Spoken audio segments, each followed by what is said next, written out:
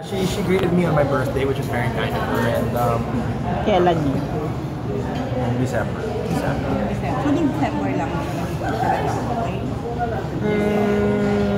Yeah, I mean, we all have our own time to heal, no? And it was nice for her to reach out and greet me for my birthday. Finalo ka ulit ni Angelica sa Instagram. Yeah. Anong pakiramdam?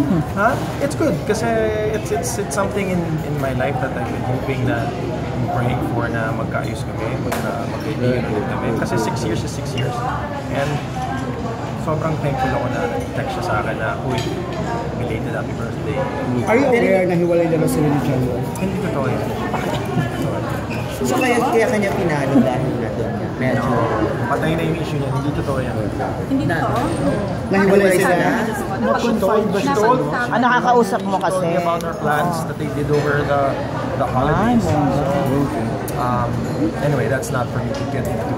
Hindi ko naniniwala mo. Ang alam ko lang is that hindi sila Hiwalay. Derek, anong reaction ng girlfriend mo when the news broke out na pina-follow ka ulit ni Angelica? Papaanoan kayo? No, she knew because when I spoke to Angel, I told my girlfriend and she was happy for me because I've been very vocal na sana maging okay kami ni Angelica. Kasi again, 6 years is 6 years. You know? I got to know her, I got to know her family. So again, it was really nice na she remembered my birthday kahit na late yung greeting. Nakakatawa ka kung yung paano nga mag-greet eh. Belated happy birthday, Derek. Jen, sabi ko, thank you very much, Jen. Angel. Ha ha ha. Angel. Hindi nakasave ang Baliw, ex mo. Iba na yung number niya. So, baliw, ex mo. So, Naniniwala ka naman siya na kayo. Yes. Oo naman. Yeah. And then I called her and usap kami quantum perfect. Pero prior to that usapan ninyo, nagkaroon na ba kayo ng parang exchange of text messages?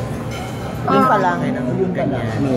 Yeah, kasi before, di ba nagka-problema ako, dinadamay mo yung pangalan niya. I called her to tell her, hey, don't worry about this. I will take care of this. I will protect you. And, I will handle this. So, I got to speak.